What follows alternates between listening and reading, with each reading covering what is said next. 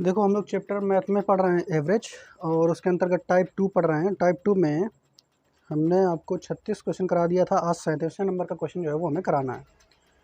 तो देखते हैं और शुरू करते हैं उस क्वेश्चन को। तो क्वेश्चन नंबर 37 से हम लोग शुरू करेंगे।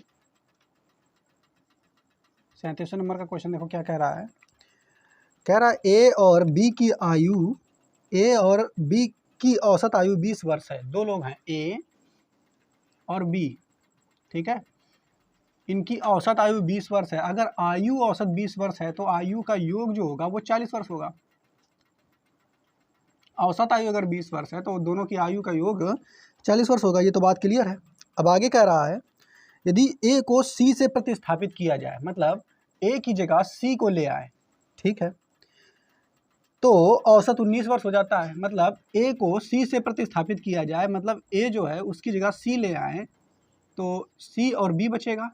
तो कह रहा है औसत आयु 19 वर्ष हो जाती है। अगर औसत आयु 19 वर्ष हो जाएगी तो सी और बी का आयु का योग 38 हो जाएगा।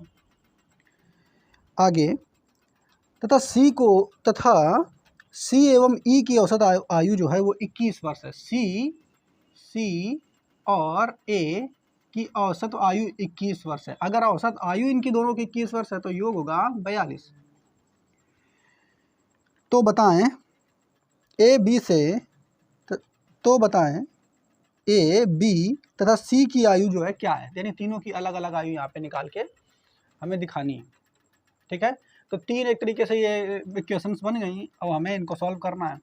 तो करने के लिए आप अपना 1 नंबर इसको दे दो, 2 नंबर इसे दे दो, 3 इसे दे दो। और 3 इक्वेशन है, 3 वैल्यू है, आराम से हम इसको फाउंड निकाल लेंगे, ठीक है। तो सबसे पहले हम लोग क्या करते हैं, जो कॉमन वाला है उसको काट देते हैं, ठीक है।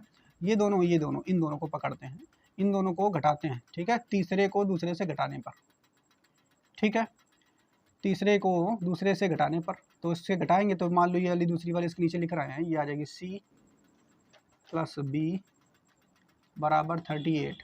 और जब घटाया जाता है तो यहाँ पे माइनस हो जाएगा, यहाँ भी माइनस हो जाएगा, यहाँ भी माइनस हो जाएगा। इनको घटाया, जब घटाएंगे सी से सी कैंसिल हो जाएगा, ये बचेगा ए माइनस बी। क्या बचेगा? A minus b. और बराबर 42 में 38 गया तो 4 बचा। तो एक इक्वेशन ए और बी के पदों में मिल के आ गई। और पहली वाली जो इक्वेशन है इसको इसमें जोड़ देंगे, ठीक है। तो पहले आप यहाँ पे लिखेंगे इस जगह पे कि समीकरण 2 व 3 से, समीकरण 2 में 3 से, समीकरण 2 व 3 से हमने ये इक्वेशन प्राप्त कर ली। अब समीकरण 1 को इसमें जोड़ दें, ठीक है। समीकरण 1 उसको इसमें जोड़ दें तो हो जाएगा a प्लस बी बराबर 40। जब जोड़ने में चिन्ह नहीं बदलते हैं तो b से b कट जाएगा, ये हो जाएगा 2a, ठीक है। और ये सही देखो, जब हमने ये बताया था इस तरीके का अगर चीज़ें होती है, a की वैल्यू निकालनी हो तो उसको जोड़ के आधा करते हैं, तो ये हो जाएगा 44 का आधा कर देंगे तो 22। a की वैल्यू आ जाएगी 22। a की वैल्यू कितनी आ जाएगी? 22। और b की वैल्यू निकालनी हो तो इसे घटा के आधा करते हैं। ये सब बताया था ट्रिक आपको, बाकी आप ऐसे भी निकाल सकते हैं। तो b की वैल्यू अगर आप निकालेंगे तो इससे घटाएंगे तो आ जाएगा कितना? 36, और 36 का आधा करेंगे तो 18। तो b की वैल्यू 18 आ जाएगी। अब बस a और b की वैल्यू 22 और इसके 18, और c की वैल्यू निकालना है तो किसी भी इक्वेशन में रख लो, चाहे इसमें रख लो, चाहे इसमें रख लो, इसमें रख लो, उसमें नहीं रख जाएगा, इसी में रख लो। तो इसमें रखेंगे, b की वैल्यू 18 हो जाएगी तो उधर चला जाएगा 18 से, c की वैल्यू आ जाएगी कितनी? 20। c आ जाएगा 20,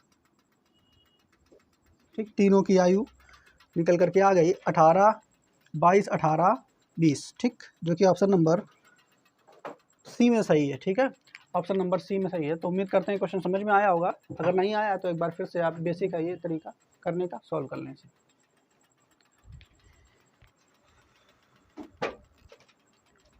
अगला क्वेश्चन, क्वेश्चन नंबर 38।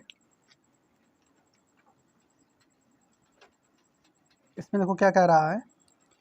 कह रहा है 6 संख्याएं अवरोही क्रम में व्यवस्थित की गई हैं। प्रथम 5 संख्याओं का औसत 30 है, अंतिम 5 संख्याओं का औसत 25 है, ठीक है। प्रथम एवं अंतिम संख्या का अंतर क्या है? तो 6 संख्याएं जो हैं वो अवरोही क्रम में व्यवस्थित की गई हैं, ठीक है भाई। तो मान लेते हैं 6 संख्याएं हमारी, ऐसे दिखाने के लिए लिख देते हैं a b c d e और एफ, ये 6 संख्याएं हैं। अब कह रहा है ये अवरोही क्रम में हैं, ठीक है। अवरोही क्रम का मतलब आप लोग जानते ही हो, घटता हुआ क्रम, ठीक है। प्रथम 5 संख्याओं का औसत 30 है। प्रथम ये शुरू की 5 जो संख्याएं हैं इनका औसत 30 है, ठीक है। आगे अंतिम 5 संख्याओं का औसत 25 है। तो अंतिम 5 संख्याएं, तो अंतिम यहाँ से शुरू करेंगे, ये अंतिम 5 संख्याएं, ये अंतिम 5 संख्याएं, ठीक है। इनका औसत 25 है, ठीक।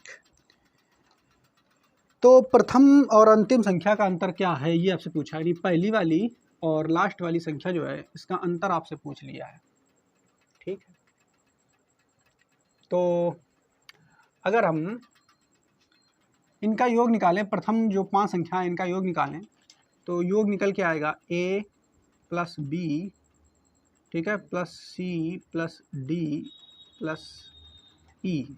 इनका योग अगर आप निकालेंगे तो योग निकालने के दौरान हमें पता है कि औसत का जितनी संख्या उससे गुणा करा दें, ठीक है। तो 30 गुणा 5 यानी 150 आ जाएगा, ठीक है। दूसरी तरफ अगर हम अब इसका भी यही काम करें, इधर भी देखो नीचे वाली जो संख्याएं हैं ये अंतिम से 5 संख्याएं, तो आखिरी से 5 संख्याएं जो इनका भी अगर योग निकालें तो ये b प्लस सी प्लस डी प्लस ई और प्लस एफ, तो इनका अगर योग निकालें तो 25 गुणा 5 यानी 125 आ जाएगा, ठीक है। अब पूछ लिया है आपसे उसने कि पहली वाली संख्या और आखिरी वाली संख्या का अंतर निकालना है, ठीक है, अंतर निकालना। तो कोई दिक्कत नहीं, हम इससे इसको घटा देंगे, इससे इसको घटा देंगे। तो जब आप इससे इसको घटाएंगे तो लिख लेना चाहो तो का समीकरण नंबर 1 डाल दो, 1 2 डाल दो, व्यवस्थित तरीके से कर रहे हैं। तो समीकरण 1 से 2 को घटाने का पर समीकरण 1 से 2 घटाने पर आप लिख लेना, ठीक है। तो जब घटाएंगे इससे इसको तो सब कुछ कट जाएगा। इसमें देखना इसे a plus B plus C plus D plus e minus b, ठीक है, माइनस है तो ये भी माइनस हो जाएगा, माइनस सी minus D minus E minus F minus ये सब आ जाएगा। उधर भी ऐसे घटेगा 150 माइनस 125, तो ये सब घटाएंगे तो a ये सब कट जाएगा, b से b कट जाएगा, c से c कट जाएगा, d से d कट जाएगा, e से e कट जाएगा, बचेगा केवल a माइनस f बराबर, और 150 में से 125 गया तो बचेगा 25, बस यही आंसर आ गया। तो आप पूरा लिख लेना वैसे करके, ठीक है, इसको घटा करके ही लिख लेना ताकि आपको कॉपी में याद बना रहना, आप भूल जाओ। अरे तुम लोग ध्यान नहीं दे रहे, उधर बता डालिए हम पूरा सवाल।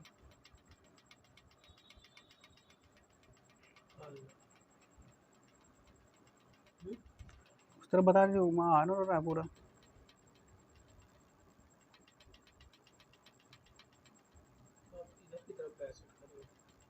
अरे वो ना आवे ना, रोशनी मारे।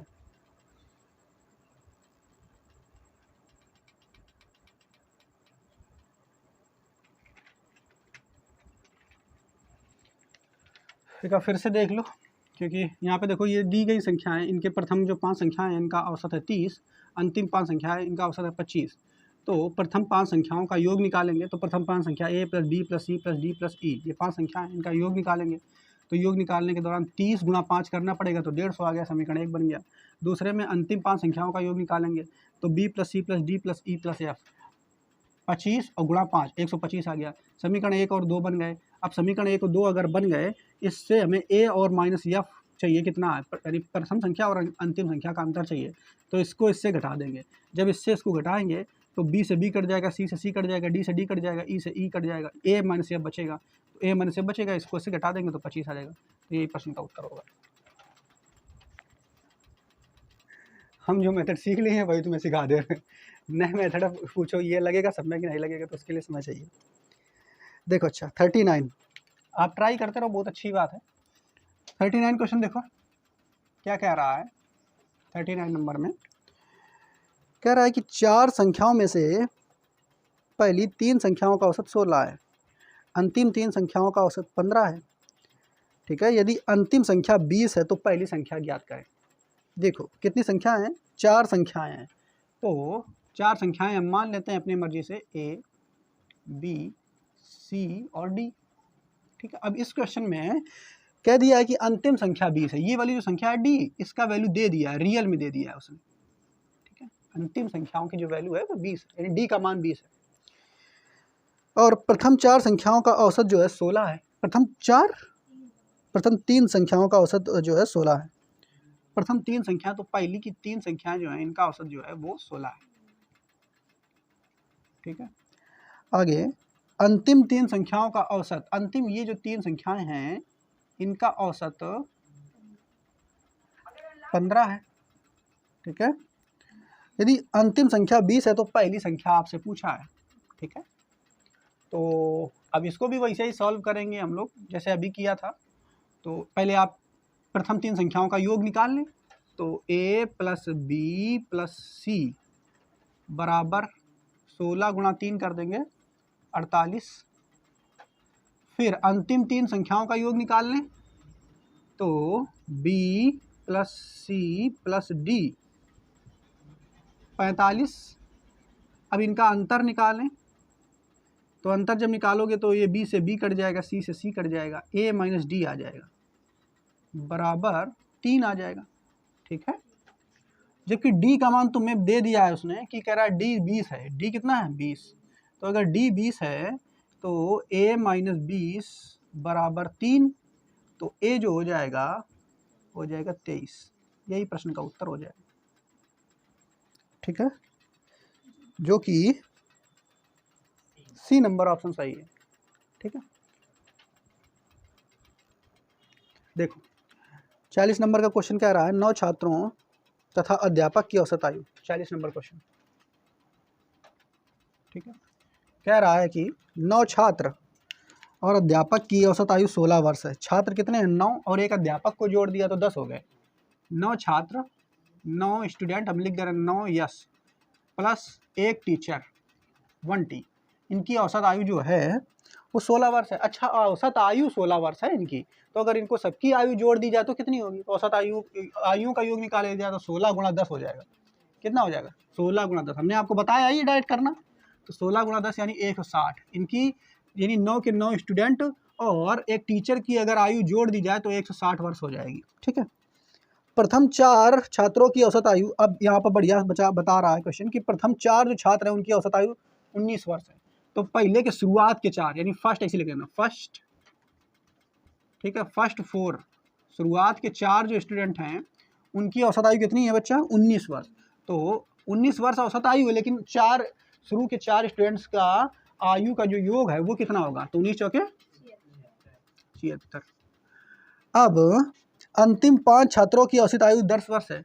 तो अंतिम यानी लास्ट लिख देना, लास्ट। ठीक है, कितने छात्र हैं?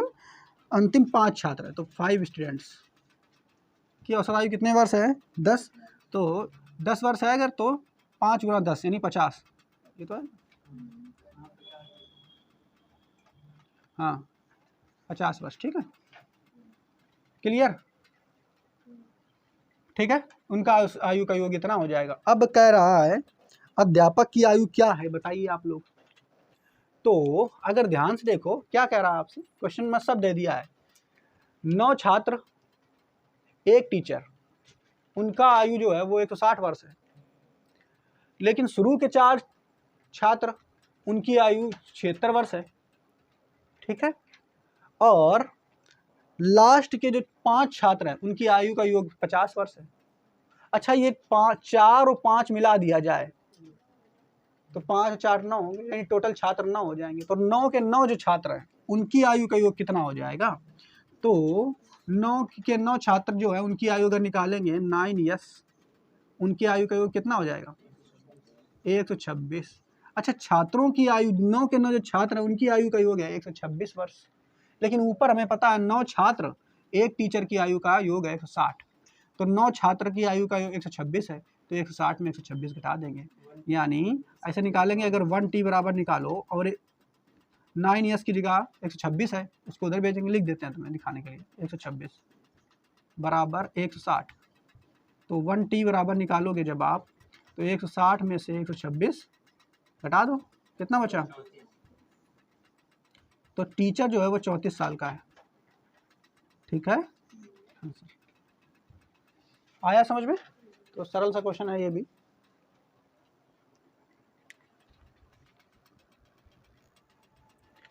अगला क्वेश्चन देखो 41 नंबर में क्या कह रहा है।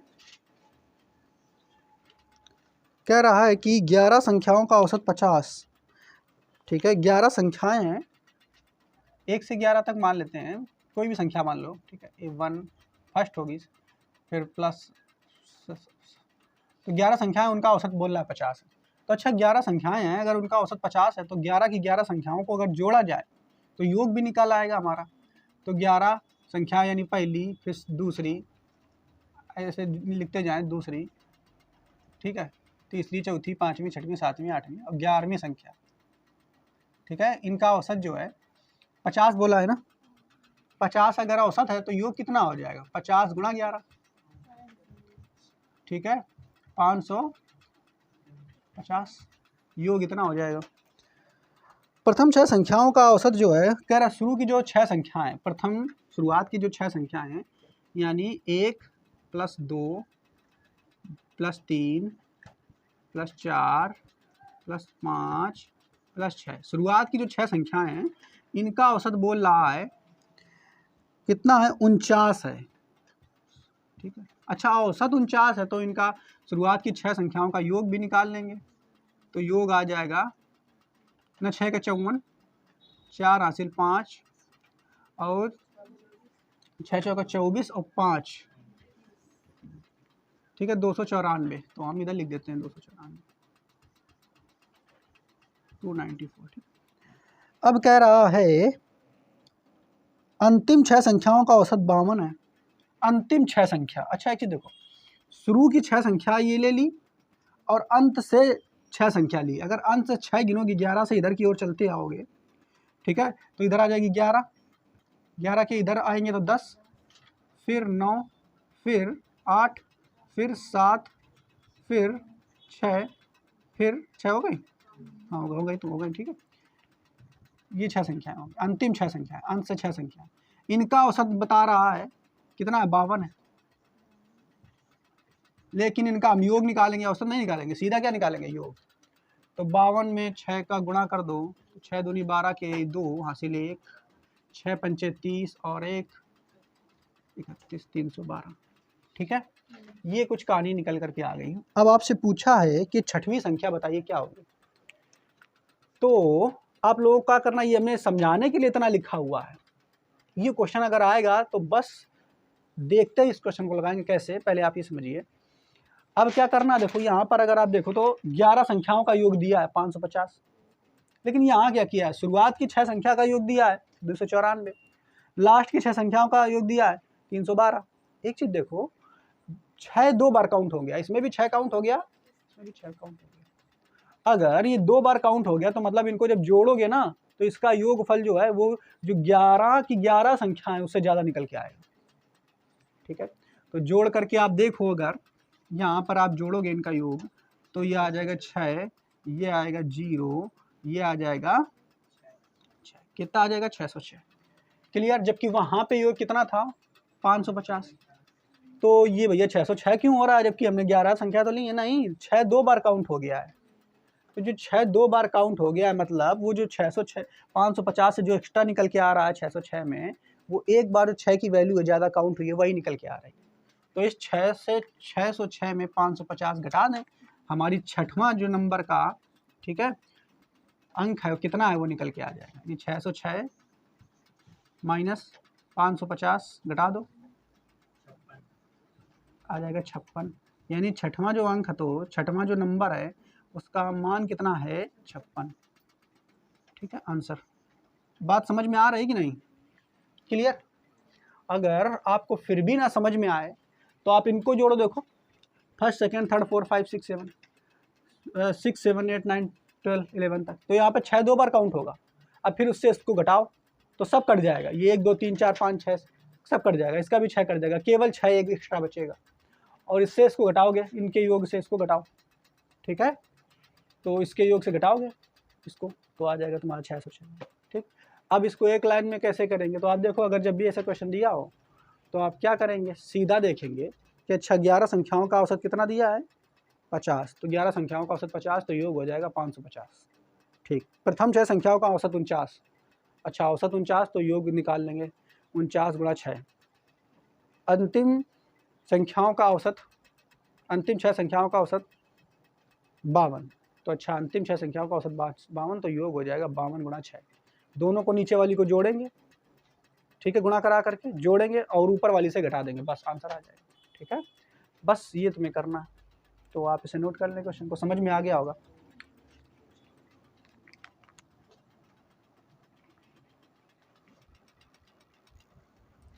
देखो अगला क्वेश्चन है क्वेश्चन नंबर 42। क्या कह रहा है इस क्वेश्चन में, 42 नंबर क्वेश्चन में कह रहा है एक व्यक्ति का पहले 5 महीनों का खर्च जो है वो 1200 रुपया है। तो एक व्यक्ति है वो पहले 5 महीने, शुरुआत के 5 महीने, तो मान लो पहला, दूसरा डॉट डॉट डॉट, तीसरा, चौथा, पाँचवा, 5 महीनों में जो खर्च करता है वो 1200 रुपये खर्च करता है। ठीक, अगले 7 महीने का खर्च जो है 1300 रुपया है। अगले 7 महीने का खर्च जो है 1300 रुपये है। उस वर्ष में 2900 रुपये की बचत होती है। तो ये शुरुआत के 5 महीने की बात कर रहा है, 1200 रुपये खर्च करता है। लेकिन अगले 7 महीने, ठीक है, अगले 7 महीने, तो अगले 7 महीने 5 के बाद यहाँ पे 6वां महीना आएगा, ऐसे 7वां आएगा, 8वां आएगा, इसे डॉट डॉट करते करते 12 महीने होते हैं ना टोटल, तो 12वां महीना आ जाएगा। तो अगले 7 महीनों का जो खर्च है वो 1300 रुपया है। ठीक है, 1300 रुपया है। यदि वह उस वर्ष में 2900 रुपये की बचत करता है, तो ये तो खर्च हो गया, ये खर्च हो गया। बचत जो करता है, बचत जो करता है वो 2900 रुपये की करता है। कितने करता है, 2900, नीचे लिख देते हैं इधर, 2900 की करता है। ठीक है, तो पूछ रहा है कि उसकी जो मासिक औसत आय है वो कितनी है। तो देखो बड़ा आसान सा क्वेश्चन है। आपको मालूम है कि आय, कुल इनकम जो होती है, आपको ये पता है कि आय, जैसे आय बराबर फार्मूला होता है, फार्मूला का होता है, ये चलता है, ये जितना आप कमाओगे तो 2 काम करोगे, एक तो खर्च करोगे, जितना पैसा होगा 2 ही काम कर सकते हो, या तो खर्च करोगे या तो बचाओगे, 2 ही चीज़ होता है। बताओ, देखो जितना कमाया, अगर खर्च ज़्यादा है तो बचत कम होगी, अगर बचत ज़्यादा है तो खर्च कम होगा, बस श्योर सी बात है। तो आय बराबर खर्च प्लस बचत होता है। तो वो दोनों चीज़ें दे दिया है उसने। क्या दे दिया है कि खर्च कितना है, 5 महीनों का 1200, अगले 7 महीने का यानी, ठीक है, 6 से लेकर के बाकी जो है वो 1300 रुपया। तो ये तो हो गया तुम्हारा खर्च, और ये क्या है, बचत। तो इनको सबको जोड़ देंगे तो 1 साल का आय नहीं आ जाएगा उसका। तो इनको सबको जोड़ दोगे तो 1 साल की क्या आ जाएगी, आय। ठीक है, समझाने के लिए बता रहे हैं, आपको पता है ये क्या आ जाएगा, जोड़ 0 0 9 और 3 12 और 2 14 के 4 हासिल 1 4 1 5, 5400 रुपया जो है वो क्या करता है, उसकी आय है। आय कितनी है, 5400। ये वार्षिक आय है उसकी, क्या ये वार्षिक। लेकिन वो ये नहीं पूछा, आपसे कहा है कि मासिक आय बताइए, मासिक औसत आय बताइए। तो साल भर में वो 5400 रुपये कमाता है।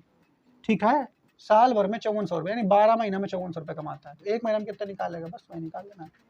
तो 5400 बटे 12 कर दो, 12 दूनी 24, 12 चौक 48, 12 चौक 48, 4 बार गया 48, कितने बचे 6, 12 5 60।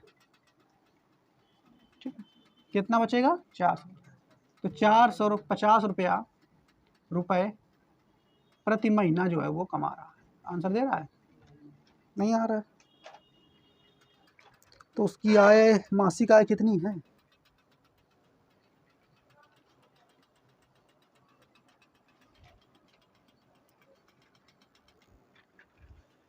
तो देखो ये जो क्वेश्चन है इसमें हिंदी में अगर आप देखेंगे तो जिस तरीके से लिखा है कि 5 जो व्यक्ति है उसके शुरुआत के 5 महीने का खर्च जो है 1200 है।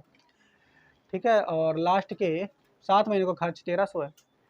तो हिंदी के हिसाब से इस तरीके से लगाओगे तो यही आंसर आएगा। परंतु अगर अंग्रेजी में दिया वो एवरेज खर्च दिया है 5 महीनों का, तो एवरेज अगर दिया हो, औसत खर्च कितना है, इतना दिया होता, और यहाँ पे फिर दिया होता लास्ट के 7 महीने का औसत खर्च इतना है, तब फिर एवरेज वाले से तरीका अलग लग जाता। तो हिंदी में जो दिया है तो इस तरीके से आंसर आएगा, लेकिन अंग्रेजी में जो दिया है इस क्वेश्चन में थोड़ा सा मिसप्रिंट है, हालांकि वो अंग्रेजी वाला ही सही माना जाता है, तो उस तरीके से भी हम आपको बता देते हैं। ठीक है, क्लियर? तो इसको भी आप नोट कर लो, हिंदी वाला एक तरीके से हो गया। और अगर ऐसे होता है ये क्वेश्चन, देखो सही कर लो अपना चाहो तो, क्वेश्चन में 42 नंबर क्वेश्चन में दिया है कि एक व्यक्ति का पहले 5 महीनों का खर्च 1200 है। तो जो 5 महीनों का, अगर ऐसा क्वेश्चन होता एक व्यक्ति के पहले 5 महीनों का औसत खर्च 1200 है, क्या होता है क्वेश्चन? औसत खर्च 1200, तो ये लगने का तरीका अलग हो जाता है। ठीक है, तो हम वही बताने जा रहे हैं। तो 42 में जो क्वेश्चन लिखा हुआ है इसको भी नोट कर लें, और दूसरे वाले में 42 में और करके डाल लेना, जो उसमें औसत खर्च लिख लेना, तो दूसरे तरीके से लगेगा।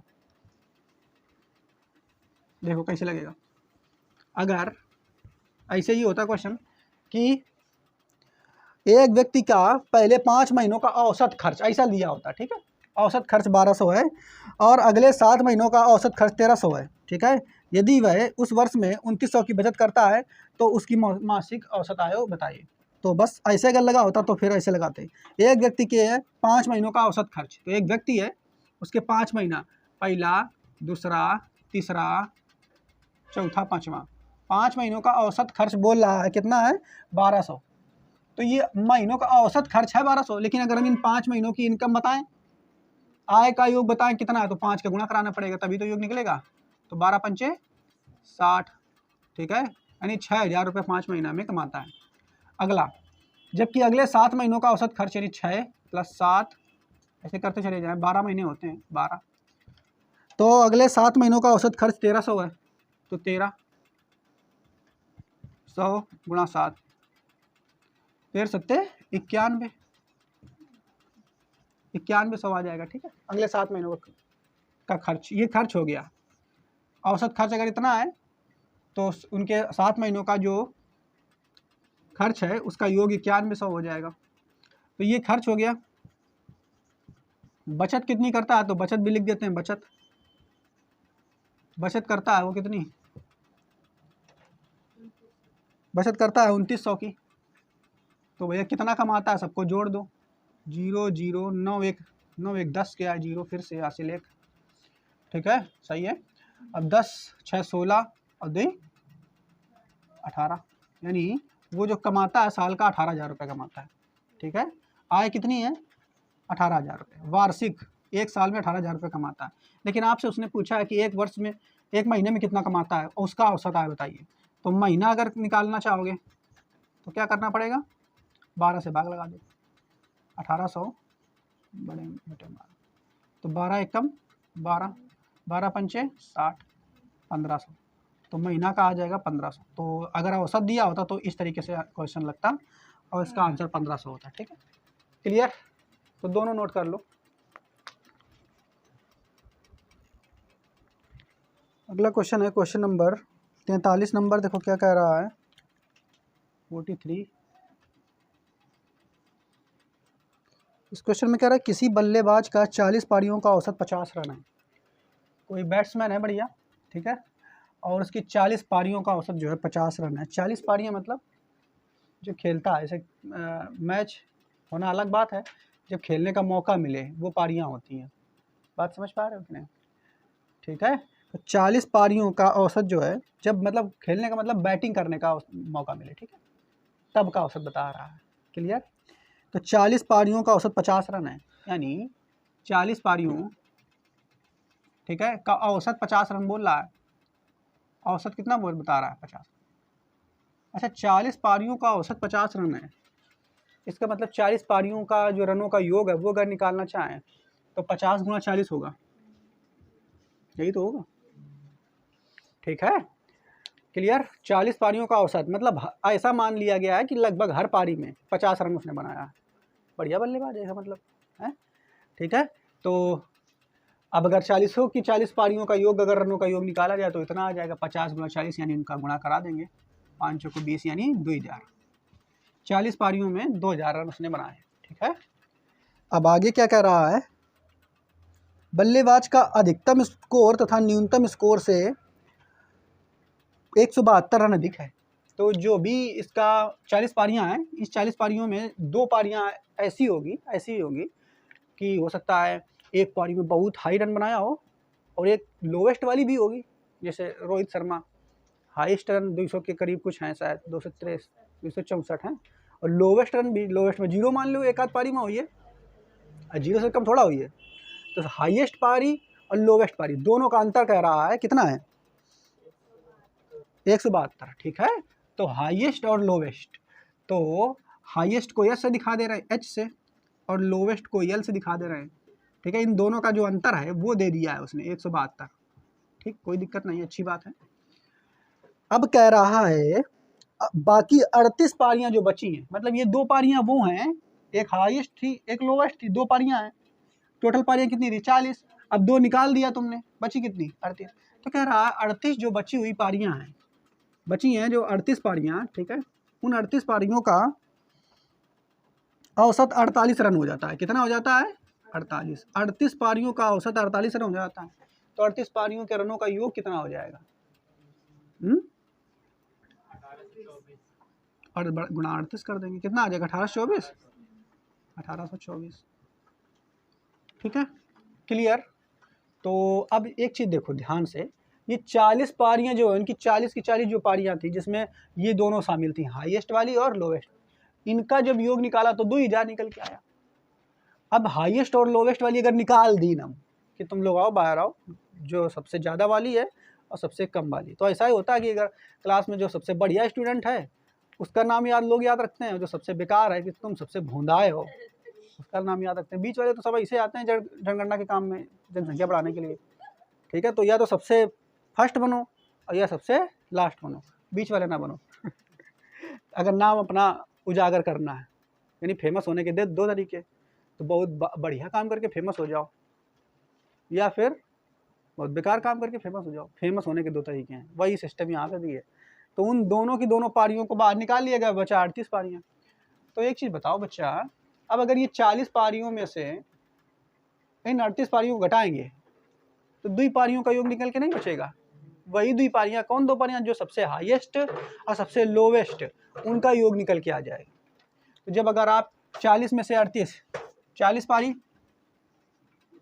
समझ में आ रहा है कि नहीं, और 38 पारी, इनको घटाओगे, ठीक है, इनको घटाओगे तो 2 पारियों का योग निकल के आएगा। कौन 2 पारियों का योग निकल के आएगा, हाईएस्ट प्लस लोवेस्ट पारियों का योग निकल के आएगा। यानी अगर आप 2000 में, समझ में आ रहा है कि नहीं हम क्या बता रहे हैं, बताओ, ये बात समझ में आ रहा है कि नहीं। तो इसको जब इसमें घटाओगे 1824 में, तो कितना आ जाएगा, 176 अपना घटा के देख लेना, ठीक है, 176 निकल के आ जाएगा। यानी हाईएस्ट पारी और लोवेस्ट पारी का जो योग है, यानी H प्लस एल, वो है 176, लेकिन उनका अंतर जो है 172 है। हाईएस्ट पारी और लोवेस्ट पारी का अंतर जो है वो 172 पहले तो मैं दे दिया है। तो हाईएस्ट पारी कितनी है, लोवेस्ट पारी कितनी है, दोनों निकाल लोगे। हाईएस्ट निकालना है तो जोड़ के आधा, हाईएस्ट निकालना तो क्या करना है, तो जोड़ के आधा करो। देखा, जोड़ो तो 6 और 2 8, 7 दूनी 14 के 4 हासिल 1, ठीक है, और 348, अब बटे आधा कर दो, 17 दूनी 34, 4 दूनी 8, सही तो है।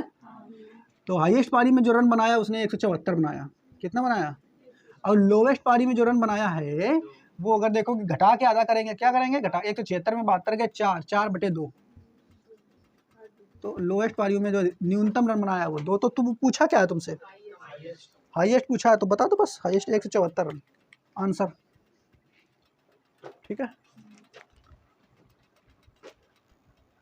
देखो अगला क्वेश्चन है हमारा 44 नंबर, 44 नंबर का क्वेश्चन।